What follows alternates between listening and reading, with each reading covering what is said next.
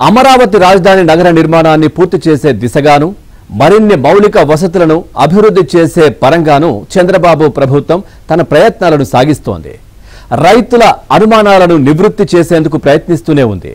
Smart industrial city, railway లైన్లు, అంతర్జాతీయ విమానాశ్రయం కోసం అదనపు భూములు అవసరమవుతున్నాయని ప్రభుత్వం అంటోంది.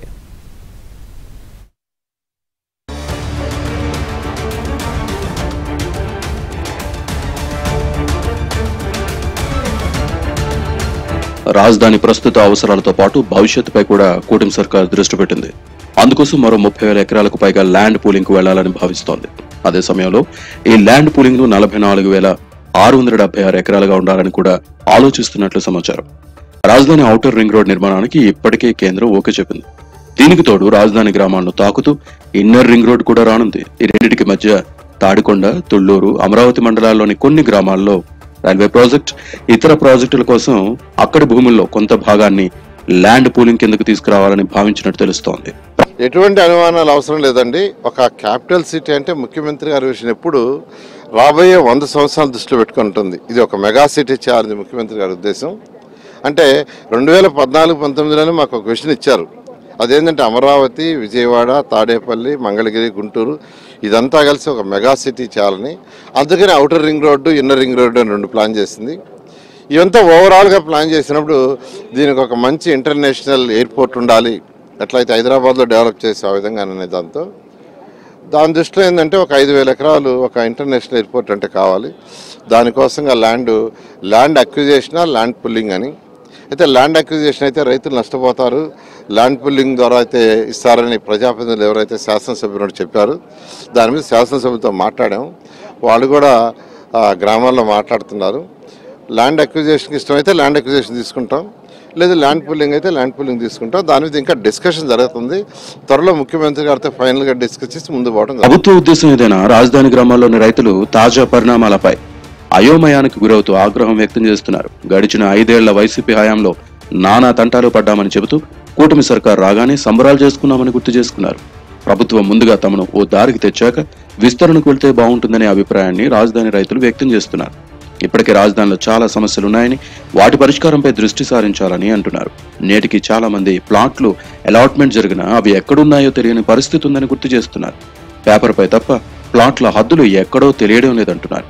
ముందు వాటిని సెర్చ్ చేసి రాజధాని గ్రామాల ప్రజల రిటర్నబుల్ ప్లాట్స్ లో మౌలిక సదుపాయాలు కల్పించి ఆ తర్వాత విస్తరణ పనులు చేస్తే బాగుంటుందని అంటున్నారు.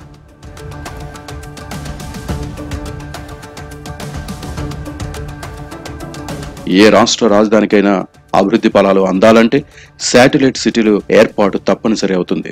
ఈ ప్రక్రియ రాజధాని విస్తరణ ద్వారానే సాధ్యమవుతుంది. అయితే ముందుగా కోర్ క్యాపిటల్ ను డెవలప్ చేస్తే దానికి అనుబంధంగా శాటిలైట్ సిటీలు డెవలప్ చేయడం సులభం అవుతుందని భావిస్తున్నారు. ఏపీ మున్సిపల్ శాఖ మంత్రి హోదాలో నారాయణ తాడికొండ, పెదకూరపాడు నియోజకవర్గాల ఎమ్మెల్యేలతో ఈ విస్తరణ అంశంపై చర్చించారు. ముఖ్యంగా outer ring road, inner ring road పరిధిలో రైల్వే ప్రాజెక్ట్, ఇతర ప్రాజెక్టుల కోసం భూ సమీకరణకు వెళ్లాలని భావిస్తున్నట్టు తెలుస్తోంది. దీనికోసం తాడికొండ మండలంలోని పెదపరిమి, మోతడక, వడ్డమాను, తాడికొండ, హరిశ్చంద్రపురంలో భూ సమీకరణకు నోటిఫికేషన్ ద్వారా ముందుకు వెళ్లే యోచనలో ఉన్నారు. అటు పెదకూరపాడు నియోజకవర్గ పరిధిలో ఎండ్రాయి, వెంకటాపురం, కర్లపూడి గ్రామాల్లో 700 ఎకరాల గుండా రైల్వే లైన్ పోతోంది. దీనికోసం ల్యాండ్ పూలింగ్ కు ఉన్న అవకాశాలు పరిశీలిస్తున్నారు. ఇప్పటికే అమరావతి మీదుగా ఎర్రుపాలెం నుండి నంబూరు వరకు వెళ్లే రైల్వే ప్రాజెక్టు భూమి కోసం కేంద్ర రైల్వే శాఖ నిధులను రాష్ట్ర ప్రభుత్వానికి జమ చేసింది. ఇదిలా ఉంటే ఇప్పటికే కర్లపూడి గ్రామస్తులు సిఆర్డీఏ పరిధిలోకి తమ గ్రామాన్ని తీసుకుని ల్యాండ్ పూలింగ్ ద్వారా రిటర్నబుల్ ప్లాట్లు ఇవ్వాలని కోరుతున్నారు. రైల్వే ప్రాజెక్టు, ఇతర ప్రాజెక్టుల విషయంలోనూ ఇదే ఫార్ములా పాటించాలని సూచిస్తున్నారు.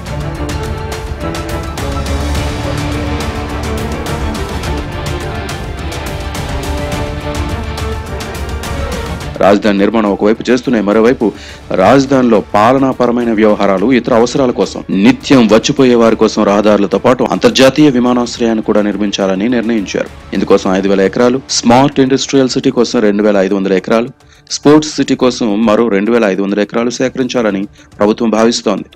స్మార్ట్ ఇండస్ట్రియల్ సిటీతో రాజధాని పరిసర ప్రదేశాల్లో ఆర్థిక ప్రగతి సాధించేందుకు ఉపయోగపడుతుందని ప్రపంచ బ్యాంక్ సూచించింది.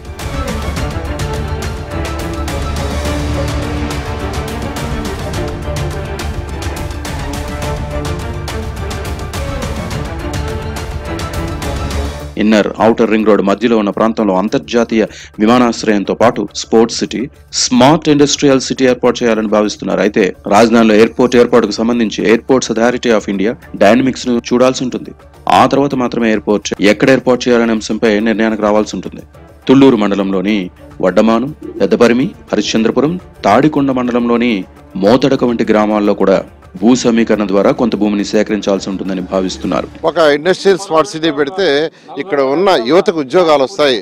ఖచ్చితంగా ఒక ఇండస్ట్రియల్ అంటే నాన్ పొల్యూటెడ్ ఇండస్ట్రీస్, పొల్యూషన్ లేని ఇండస్ట్రీస్ పెట్టాలి. దానికి కూడా ఒక 2000 నుంచి 2500 ఎకరాలు చూడండి. ఎందుకంటే సిటీ డెవలప్ కావాలంటే అక్కడ ఉండే వాళ్ళకి ఉద్యోగాలు రావాలి. చదువుకున్న వాళ్ళందరికీ ఉద్యోగాలు రావాలంటే ఐటీ కంపెనీ లాంటివి రావాలి. దానికి కూడా ఒక 2000 నుంచి 2500 ఎకరాలు యాక్చువల్గా ఐడెంటిఫై చేయడం ముఖ్యమంత్రి గారు ఆదేశించారు. దాని మీద ఇప్పుడు సిఆర్డీఏ వాళ్ళు, కలెక్టర్లు, వాళ్ళందరూ, ప్రజాప్రతినిధులు అందరూ డిస్కస్ చేస్తున్నారు. త్వరలో డిసిషన్ తీసుకుంటారు. సీఎం చంద్రబాబు మదిలో ఉన్న ప్రధాన ఆలోచన ఒక్కటే, రాజధానికి 70,000 కోట్ల రూపాయల రుణం సమకూర్చేందుకు ప్రపంచ బ్యాంకుతో పాటు మిగతా జాతీయ బ్యాంకులు కూడా ముందుకొచ్చాయి. రాజధానిలో భూముల విలువ పెరిగినప్పుడు వాటిని విక్రయించి బ్యాంకుల అప్పు తిరిగి చెల్లించే విధంగా రాజధాని నగరాన్ని సెల్ఫ్ ఫైనాన్స్ సిటీగా అభివృద్ధి చేయాలని ఆయన సంకల్పించారు. Airport, smart industrial city, sports city, రాజధాని పరిపాలన, నగర నిర్మాణం పూర్తయిన తర్వాత అమరావతి సెల్ఫ్ ఫైనాన్స్ సిటీగా మారుతుంది. అందుకే రాజధాని రైతులు ఎవ్వరూ ఆందోళన చెందాల్సిన అవసరం లేదని, వారి భవిష్యత్తు ఉజ్వలంగా ఉంటుందని చంద్రబాబు భరోసా ఇస్తున్నారు.